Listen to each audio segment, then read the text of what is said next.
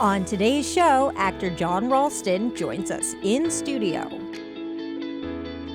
Plus, his Virgin River co-stars Kandyse McClure and Benjamin Hollingsworth talk Season 7.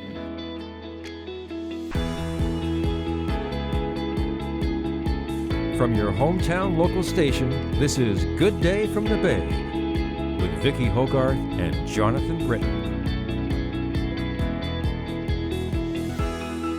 Good Day from the Bay. I'm Jonathan Brittain. And I'm Vicki Hogarth. Today we're celebrating one of television's favorite fantasies. Small town life as imagined by people with suspiciously good hair, complicated love triangles, and an alarming amount of emotional trauma per square kilometer.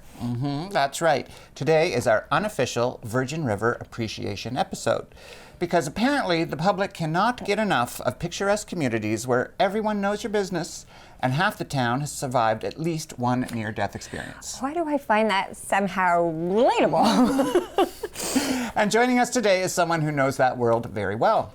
New Brunswick's own John Ralston. That's right. John is an acclaimed actor. Audiences know from hit series including Virgin River, Sullivan's Crossing, Ginny and Georgia, and countless other film and television roles over what has been really a remarkable career. These days, when he's not off filming some of television's biggest productions, he's calling St. Andrews home. Because after seeing enough fictional small towns on screen, apparently he thought, yeah, I'd like to live in one too. On Virgin River, John plays Roland, the man who arrived late in Season 6 and after Season 7 promptly left fans asking one very important question. Will he reconnect with his ex-wife? Or continue doing what many men do best, making emotionally catastrophic decisions in scenic locations. We'll be asking him that, along with what's ahead for Season 8 and what drew him home to New Brunswick. That's right. Plus, we'll talk to him about his life, his craft, and how one goes back and forth between Hollywood sets and casually living in St. Andrews while substitute teaching local children, which feels a lot like the plot of a Hallmark movie he may have starred in. John Ralston joins us next after this short break. Stay with us.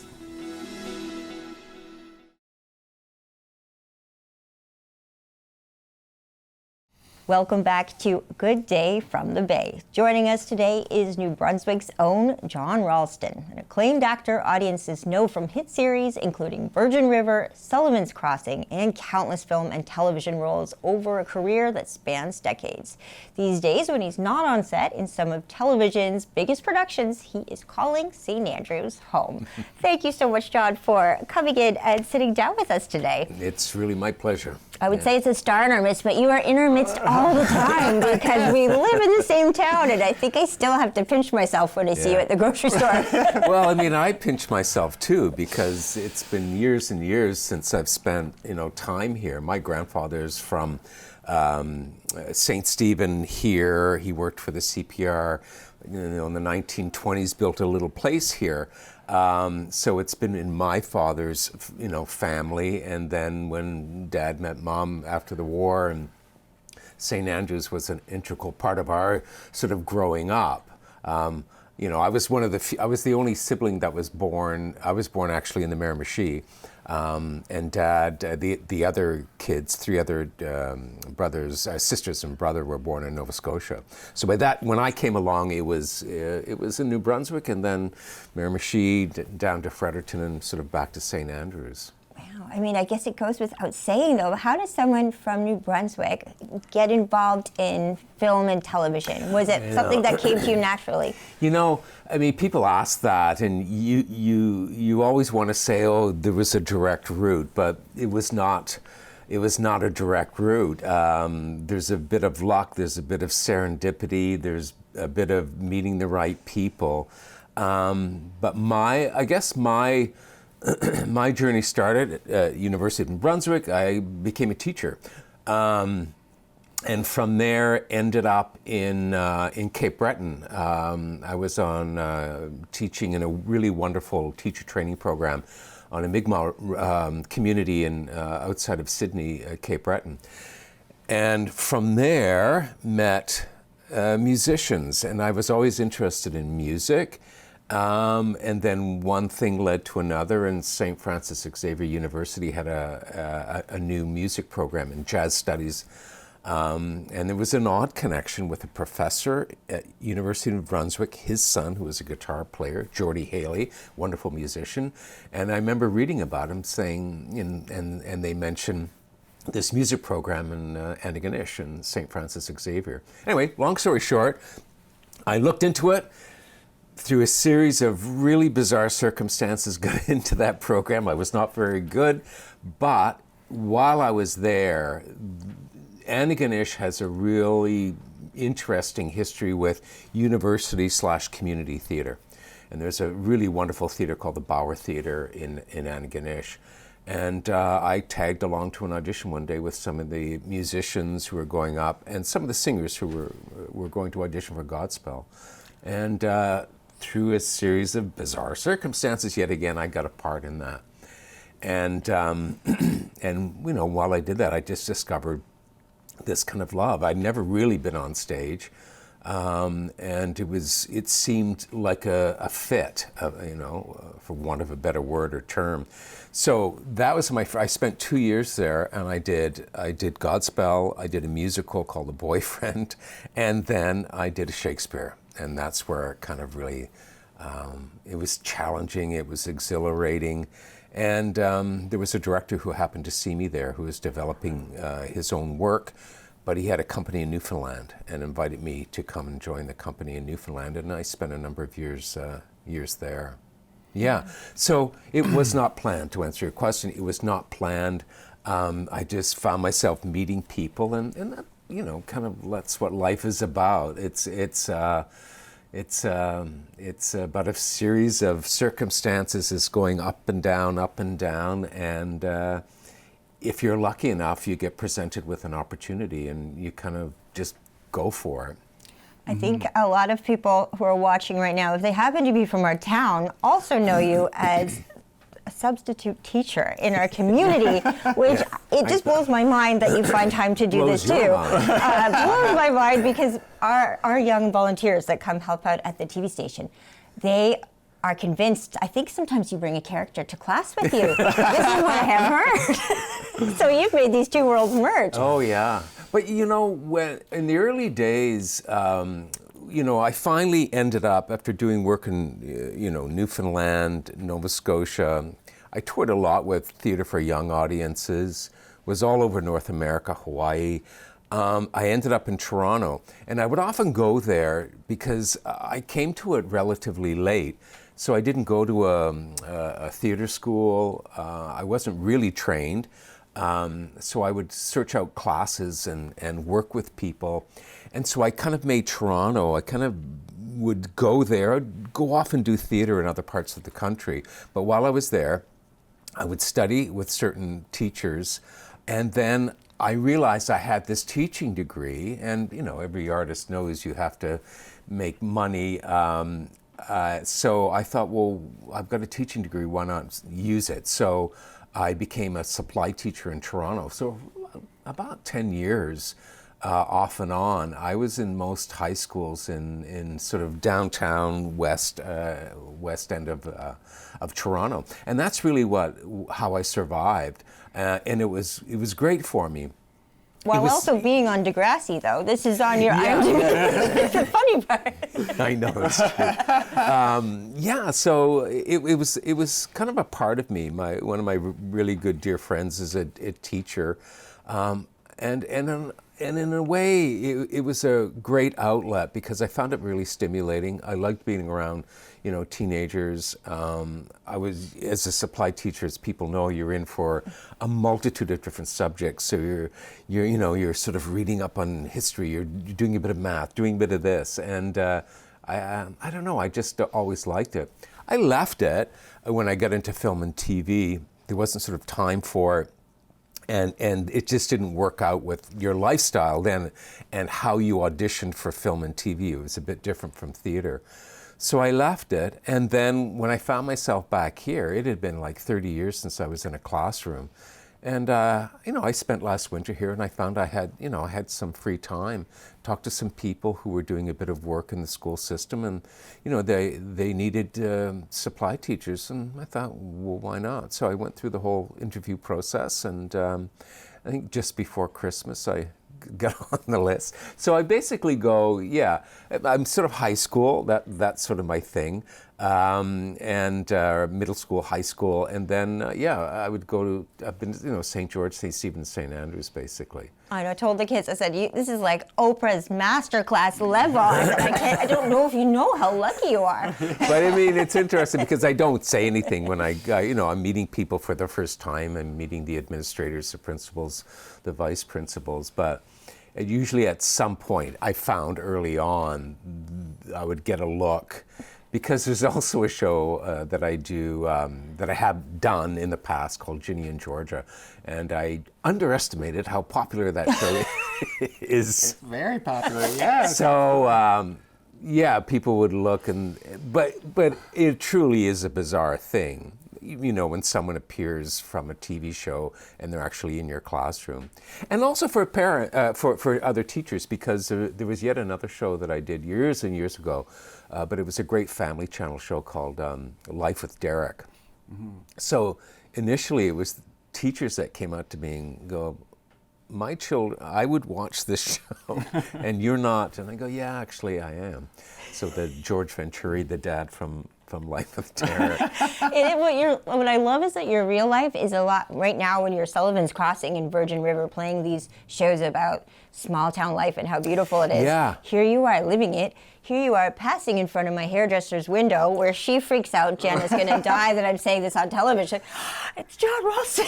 I know. It's Life with Derek. That was the show. Everyone has a different connection. Yeah. Natalie from here, when she sees you on Law & Order, her cat's named Olivia Benson, so that tells you all you need to know. But you definitely, for all of us, there's a connection to where we love you most. But for me, it's really from right here in town. Yeah, And it's funny that you mentioned that. Yeah, Virgin River, the character that I play, Virgin River, of course, those who haven't seen it. So,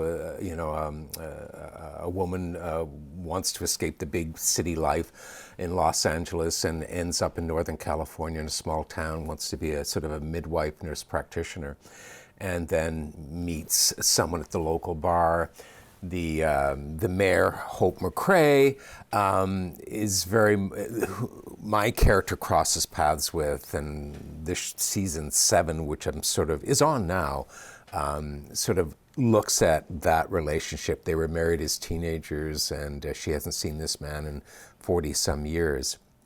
But her character is kind of the mayor of a small town, and there's a struggle to keep the vibe of the town, sort of resist big corporations coming into the town. So there's an integrity of small town life that they're trying to hold on to. And coming back here, it's the same. I don't know if it's the same kind of thing, but all I knew is that when I came back, that it felt right. And that was interesting, to feel that. Mm-hmm. Yeah, it's interesting because I moved here from Toronto as well, and like one of the first things that kind of hit me when I'd be walking down the street, that's like, there's next to no big names. Like, sure, we have a Home Hardware and we have a Scotiabank, but that's about it. And then, of course, Tim Hortons is way up there. But walking down the street, it's all, a small business, independently owned. Yeah. And none of these, there's no Starbucks, none of that. And I found that just so refreshing and relaxing, and you kind of understand why you want to preserve that way. Yeah. And when you audition, though, how did you make the ability to audition from here, though? Yeah, that was, so I got Virgin River. I remember, I think in the past, auditioning for another role in that. And as a Canadian actor, that's what you do. You do that a lot. So you audition a lot. In a way, it's more of the job than the actual acting. But that part of Virgin River, it was just before I moved here. So it was post-COVID. But what happened during COVID was that, as an actor, you would go down to a casting facility, you would have your scene that you were reading, you would walk in, there'd be a camera person, and much in a way like this studio, just lit an X on the floor, and you would do your scene, there would be a reader. So what happened during COVID is that, of course, you couldn't meet in person. the casting agents were trying to develop a way of seeing people remotely. And that was already done. People, sometimes when you were on location, your agent would say, there's an audition, and can you film this somehow? So you would get someone to, usually film it on a phone or something. So anyway, long story short is that we now audition remotely. So we now, in your home, are asked to, have a curtain, a backdrop, just sort of a neutral backdrop. Your audition, they will still send you the lines you are to learn, and then you will film it yourself, get someone to help you. In my case, I'm very lucky because my wife is also an actor, so we can help each other. She can read, film, and then you digitize it and you send it off to your agent.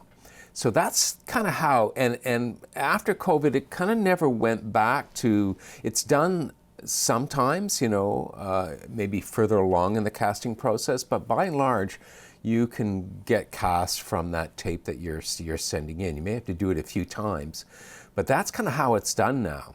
So anyway, I got Virgin River just before I came here.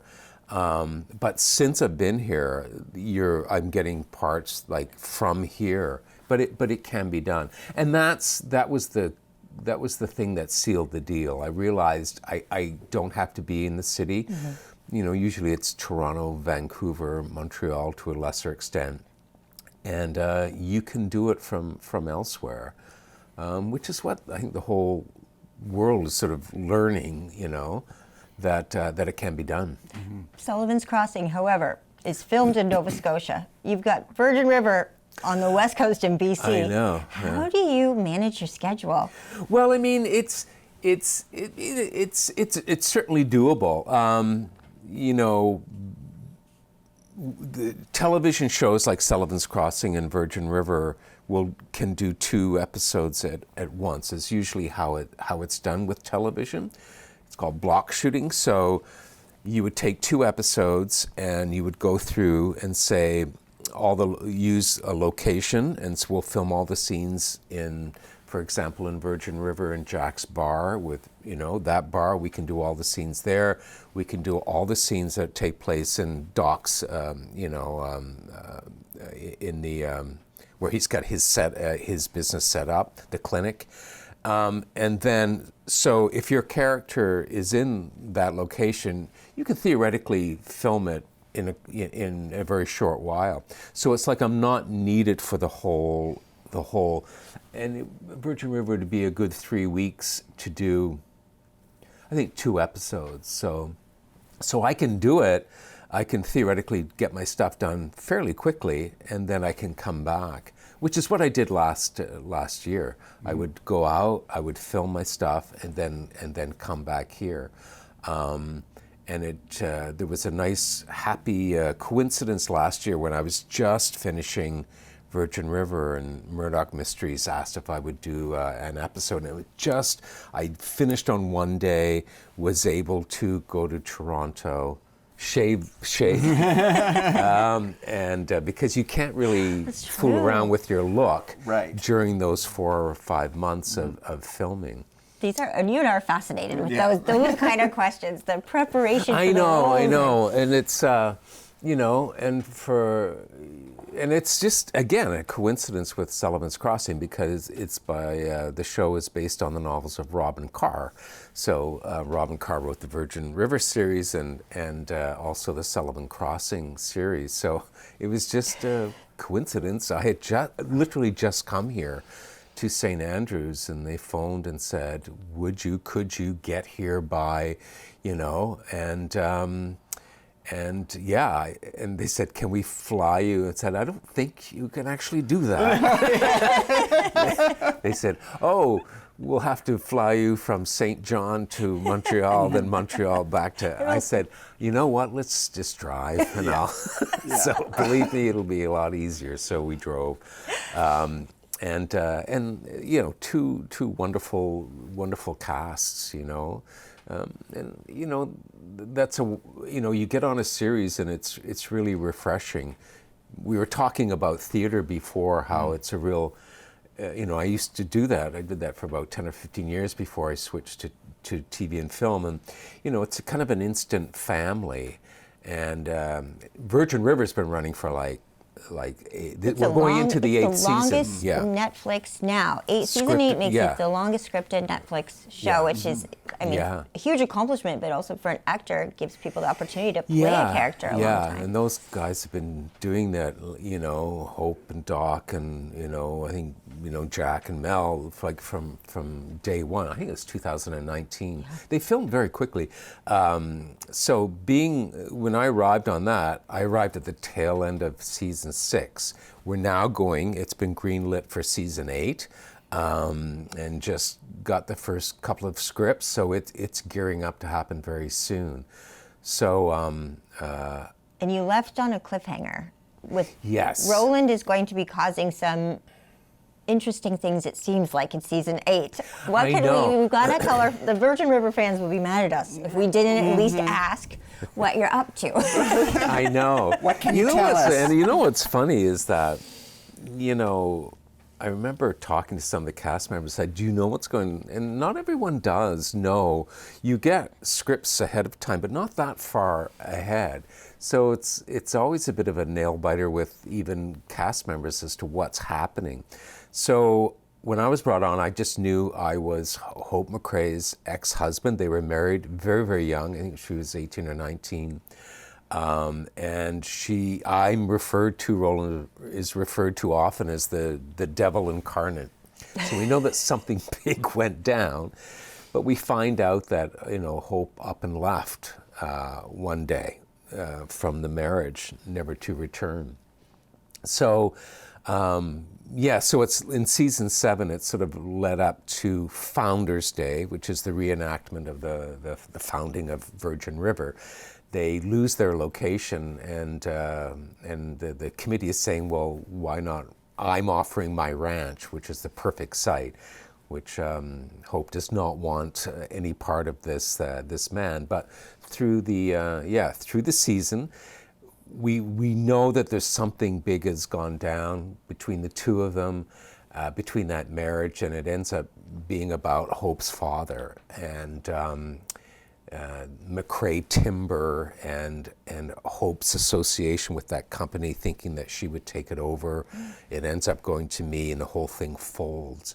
But we do find out that I finally explained, and I was sworn to secrecy about her father. I don't know if I should talk about it, but we know that, for those who haven't seen it, that it sort of culminates.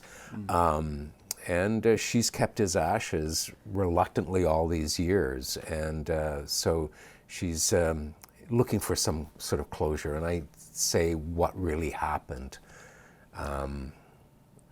Now, when you initially get the role, though, how much do they tell you about that story? They don't. Are you just kind of going with your gut? Yeah, the whole audition process. People may not realize this, but you don't know a lot going into many of these auditions.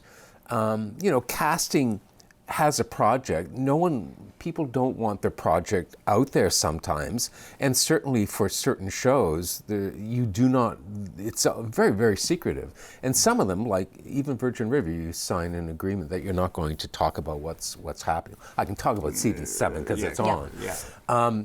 But in the audition process, your agent will say, you've got an audition. Here is what's called a breakdown. There's a little blurb about what this show is about, or what this episode is about, what this movie's about, who's directing it, as much information as they can release. And then here are your scenes. And, could be one scene of 2 pages. It could be 4 scenes, upwards of 8 pages, 10 pages sometimes in years previous. And that's about it. So you don't always get the script, so you're making assumptions. They try and explain what the character is, so you're kind of making assumptions. So to answer your question, when I got the part, no, I didn't. I just knew he was an ex-husband, and I knew she was coming to my ranch with a horse. She needed a favor, and she didn't want to be there, and I'm going, oh, Hope McCrae, strong-willed, speaks your mind, kind of, here she is. And that's how it starts. I can try and find out.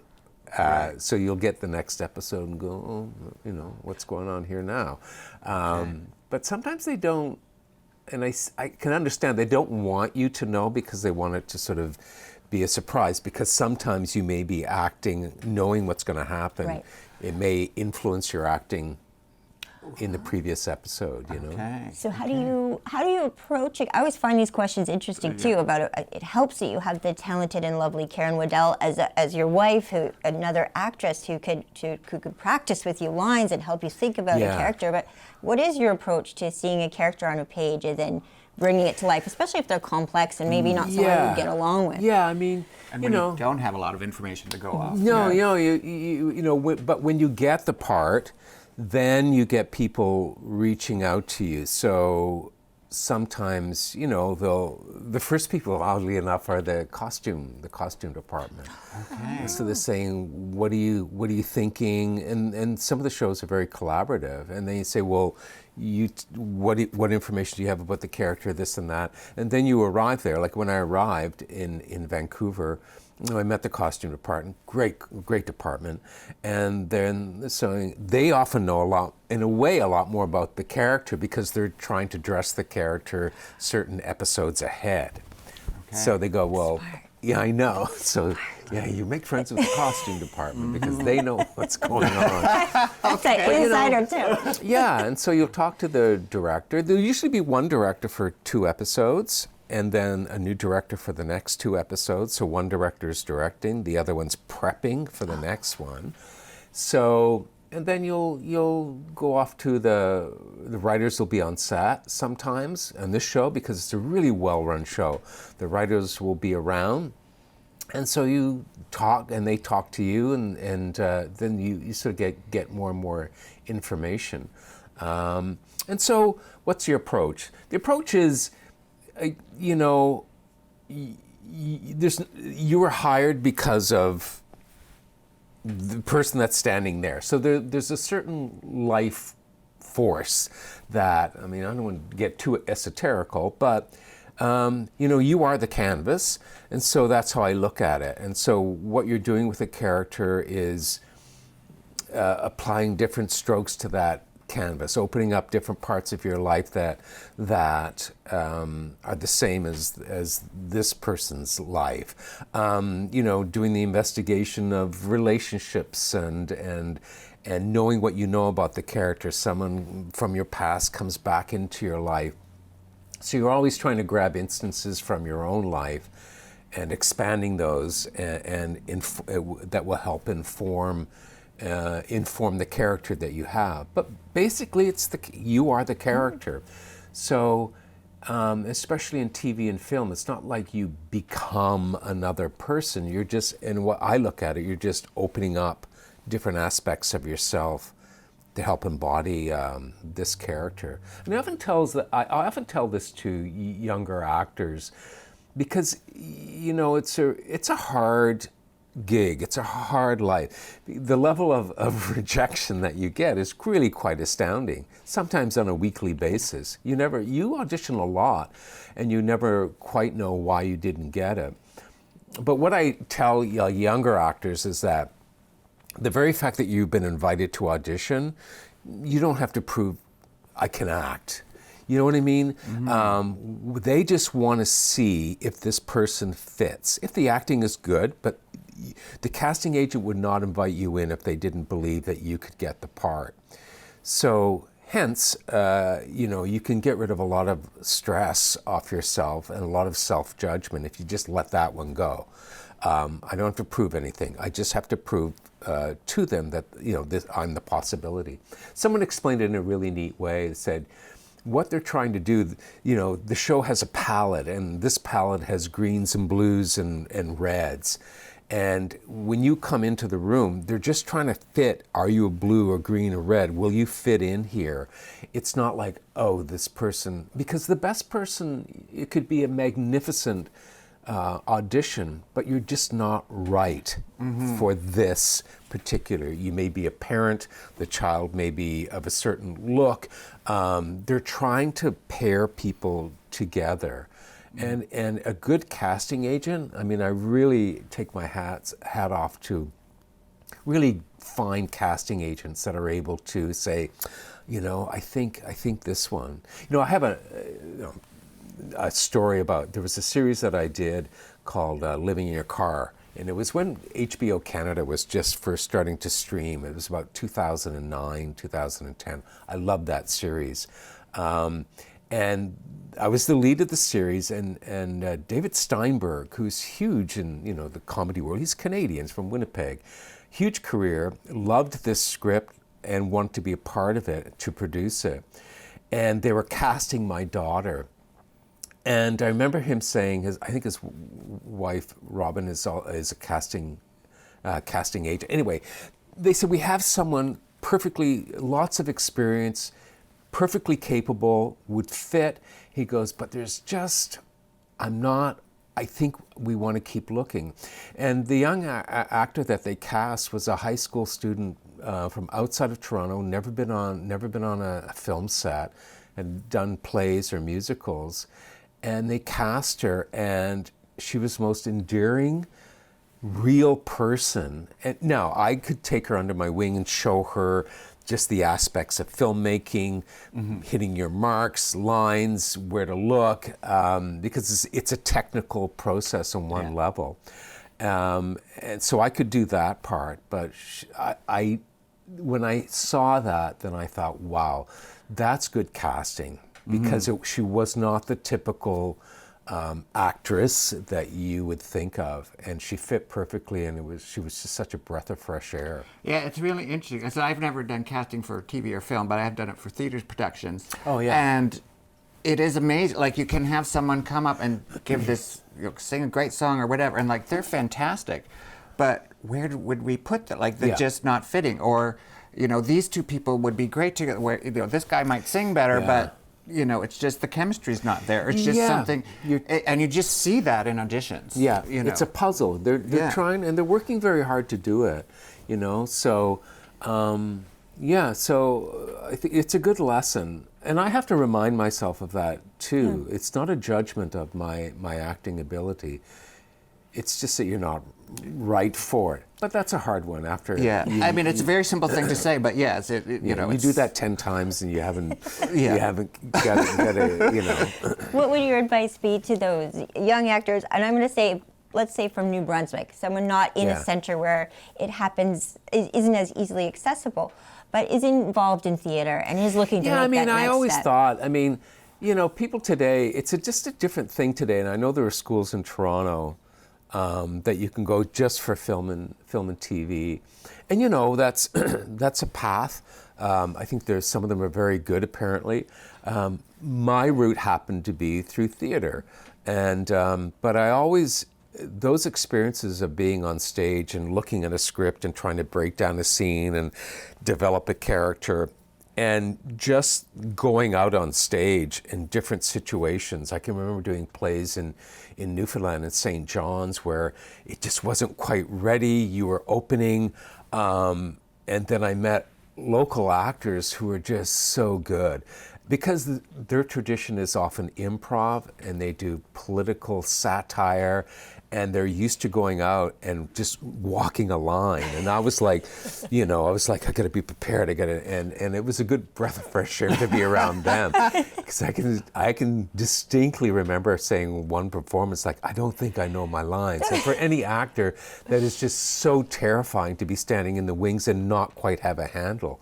They did not care. They had different ways of improvising and getting back on the script, and so there's a performance style there which really taught me a lot.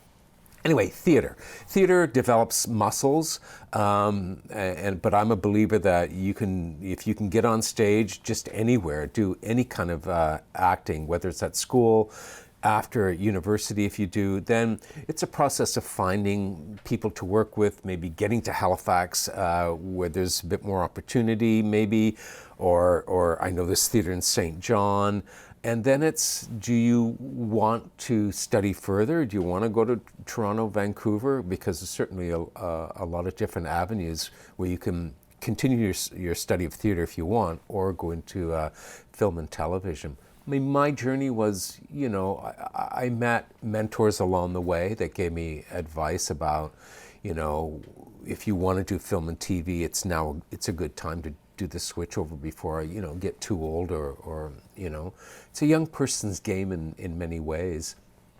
I don't know. I just think if you can just get on stage somehow, and then you just really find out if it's something you want to do, And I'd say, some advice to young people watching too: be a lovely person. I can't believe you made time to come in because that's part of fitting in the puzzle, is just being easy to work with and easy to be around, and just to take the time like you did today before. I know you've got to film another, go off and fly somewhere very soon, but to make time for us in your new hometown, I know. It means a lot, and that just speaks to your character. Oh, thank you. The character of you, John Ralston. Not Roland. Oh, Roland, that's going to be, So we'll wait and see. Season 8 is greenlit, so it's going to start. So all those, there were some number of cliffhangers, Brady, all that, and Mel and Jack, their new baby, Bree, Lizzie, Denny, and they're. What's interesting about that show too, though, just to sort of finish off, but it is a show that love always does come to the forefront, but it's of different generations, which I find really lovely too. And reflects, the true small town experience. I look at my friends here, and my youngest friend is 6, my oldest friend is over 100. Well, John, thank you so much. We hope you come back and talk to us about season 8, but we would love for you to come back anytime. It's just a pleasure to be in your midst, but also to be your neighbor and friend. Well, thank you very much. I really appreciated the opportunity too. So anytime. Thank you so much. Okay. We're going to take a quick break, but when we come back, there will be more on Virgin River. Stay with us.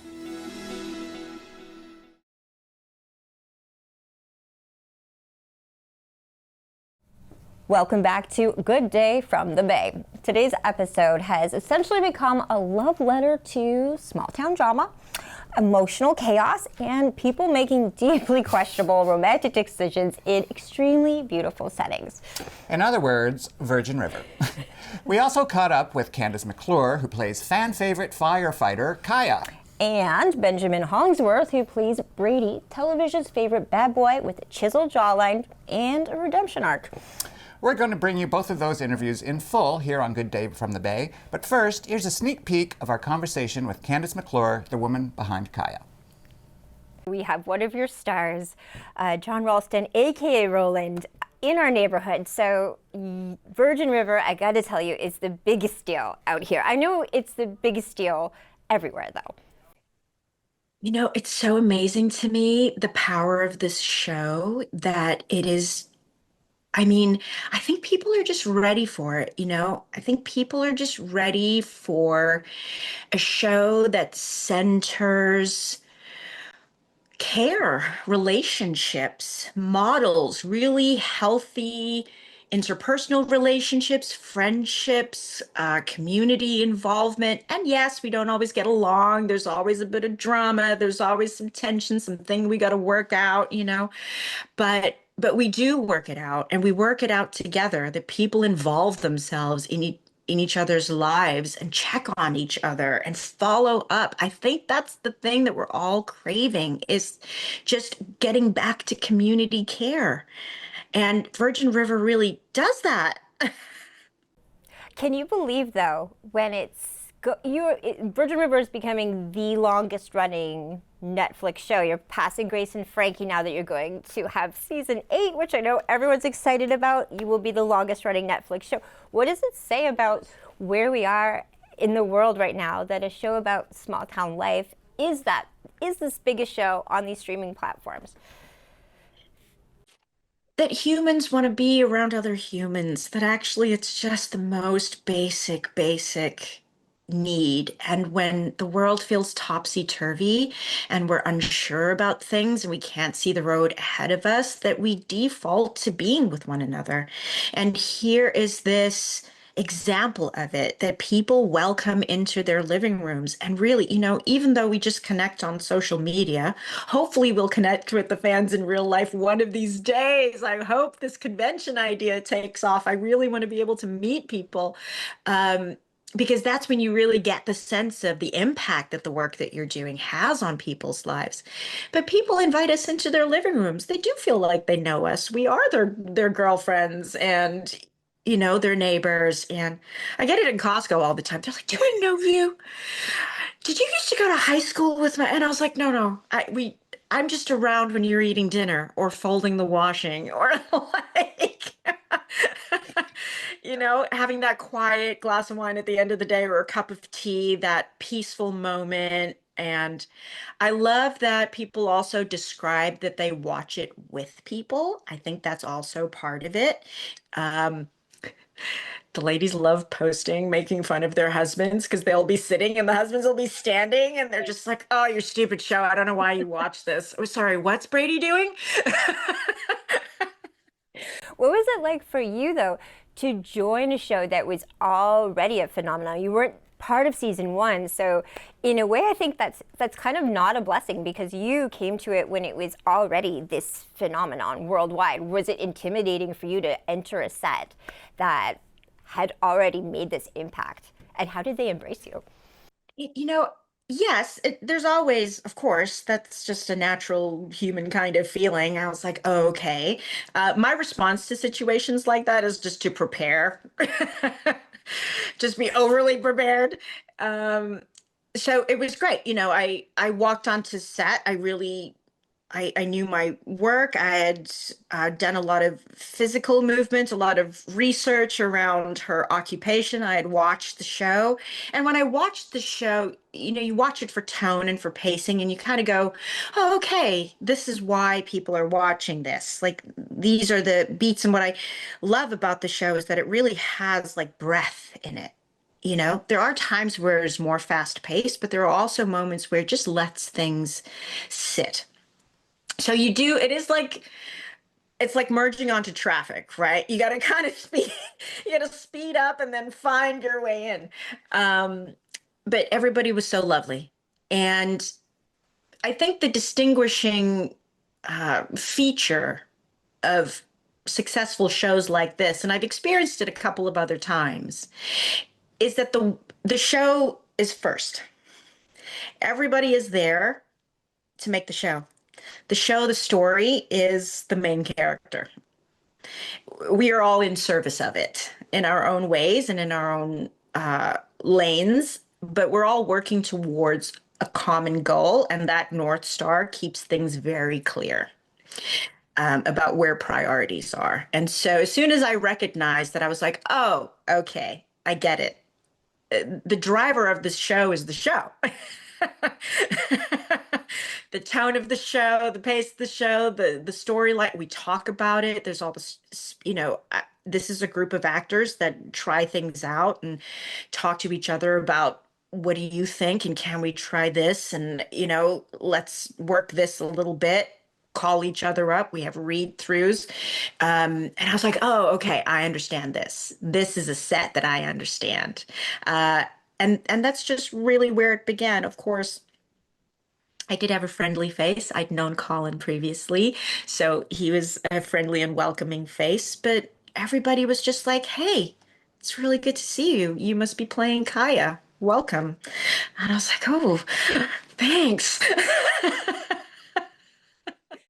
And if Kaya is the voice of reason in Virgin River, Benjamin Hollingsworth's Brady is usually the reason someone needs therapy.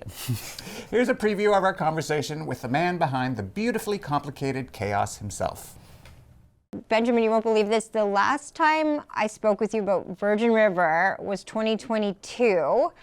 And I know it was already a hit show by then, but now it's officially Netflix's longest running show, which is wild. What does it feel like to be a part of something that is making history in that way?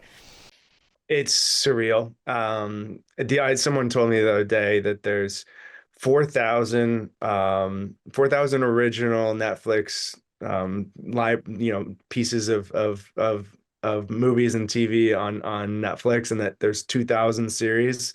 The fact that we are the longest running out of all of those is yeah, it's mind-boggling. So when you play a character like Brady, who's already extremely complex, but you're able to play him for so many seasons, what kind of gift is that to an actor who gets to engage and evolve a character for that long a period of time? Well, I love Brady, and so that helps. It definitely is important that you like the character you're playing. Brady's got so many different levels. He's such an interesting guy. He's on a bit of a redemption arc, so I get to play this long, slow burn of him, going one step forward, two steps back, and making mistakes along the way. But he's trying to be a better version of himself, and to be able to stay with that and live with that character, you become best friends. I know Brady inside and out at this point. And yeah, who knows, maybe another 7 years with him, we'll see. At a certain point, do you find that Benjamin, become more a part of Brady, or is it the other way around, or do people confuse you for your character? At what point does it sort of start to blur? In what ways, I guess, have you influenced Brady? Yeah, and then I always influence all my characters, because after all, you kind of start with me, and so I always try and put elements of myself into the characters, and I use that toward building empathy in them, and fleshing them out as real people. You kind of start with this, the basic ideas of what a character is and the set circumstances, and then you add complexity to it, you add nuance, and you add all these different qualities that make him up, and a lot of that's taken from my own life, and some of it I use from putting my imagination to work, and like what it would be like to be stabbed in jail. Like I can't pull on that experience, but yeah, it's fun. You obviously had many physically demanding scenes this season, especially when it came to fighting wildfires. How do you prepare for those kind of intense scenes that aren't necessarily, the romantic drama, but definitely take a lot out of you as an actor? I play a lot of hockey. I stay very active in the gym, but really, truly, I've got 3 kids, and running around after them and play fighting and doing all the sports with them. And we were just got off spring break, and I was carrying my youngest, who's not so young anymore, 5 years old. She's like 40 pounds, around Disneyland 18 times. It was like, yeah, you get workouts, and not necessarily fighting a fire, but putting out some at the house for sure. I actually saw some of your photos on Instagram, actually, of the family vacation to Disney. But what's it like filming? You're Canadian, so to film in Canada, when we think most of the time, I know that Vancouver offers an alternative to Hollywood, but to be able to, and coming from Brockville as your place of origin too, a beautiful town for us Canadians who know it. It's kind of a magical town like Virgin River. What's it like to be able to have this career that is so epically worldwide, but be still based in Canada? It's super blessed to be able to do that. I had lived in LA for about 15 years before, for the first 3 seasons, we were kind of going back and forth. And then in 2020, we found out that we were pregnant with our third. My wife and I kind of like, maybe we should just, put down roots out here. And we fell in love with it, and we built a house out here. And to give my kids the type of upbringing that I was so fortunate to have. I don't think people realize quite how lucky we are to have childhoods in Canada. It's one of the best places to have a childhood. My kids still very much have a free range lifestyle when they're out after school, and so yeah, proud and very grateful to be able to give them that. Well, Virgin River obviously set in Northern California, but shot in British Columbia. It's my home province too. What do you find from the show are the locations that people want to go to the most and try to track down? When you're going into what will be your next season 8, I'm sure you have the tourists that come for Virgin River itself, the show. Yeah, it's wild. I think there's like an unofficial map of like all the different main spots we film, and people will come here as groups from overseas or like all the way all over the world, and they'll tour these areas and they'll track down where we're shooting on set and come find us. So very rabid fans that definitely want to know where everything's filmed and everything's done. And yeah, it's absolutely gorgeous out here. The show, I always refer to it as the main character. You know, Virgin River is the main character of the show. And it's so beautiful and it's so stunning, and the way that it's captured by our amazing crew is done so well. So I'm often, when I'm at work, I'm like, oh, this is insane. This is so pretty. So it's great people can experience that, and it's kind of a window into Canada for a lot of people, even though we kind of, people say it's, Northern California, but if you just skip a few states and go across the border. Vancouver's Hollywood North, I think, right? Yes. Anyway. Yes, exactly. When it comes to Brady's relationship with Bree this season, it evolved in a really special way too. What was that like, working with another actor to evolve a relationship that so many of us have come to love and follow? Yeah, Zibby Allen, who plays Bree, is such a special person and a terrific actress. Very much won the scene partner lottery with her. We get along really well as castmates, but also as friends. And we have this rapport and this commitment to our characters and their relationship to each other that, whenever we get scenes, we're immediately talking about how we want to play them, how we want to grow this relationship, what elements we want to create, and how we're going to adjust our day when we get to set. And so Zuby and I take our jobs very seriously, and I think, a lot of actors do, but we put extra thought into crafting the performance so that, that it resonates. And I'm really glad that people do find it resonate. If I could describe the season in one word, it would be hard to pick. I'm going to say cliffhangers, though, for a lot of reasons, and I know you know why. How would you describe it in one word? This season, oh my gosh, in one word, that's so tough. Fire, maybe? Fire? Get, like, literally, metaphorically. Like in the emoji sense of the word, maybe? I was going to say, yeah, literally, metaphorically, all the things. That's all for today's show, our unofficial tribute to small town drama, complicated romances, and emotionally unavailable men standing thoughtfully in plaid shirts. So basically, just another day in rural Canada. Yes. Huge thank you to our guests today, John Ralston, Kandyse McClure, and Benjamin Hollingsworth, for joining us. And thank you for spending part of your day with us. We'll see you next time on Good Day from the Bay. I'm Jonathan Brittain. And I'm Vicki Hogarth.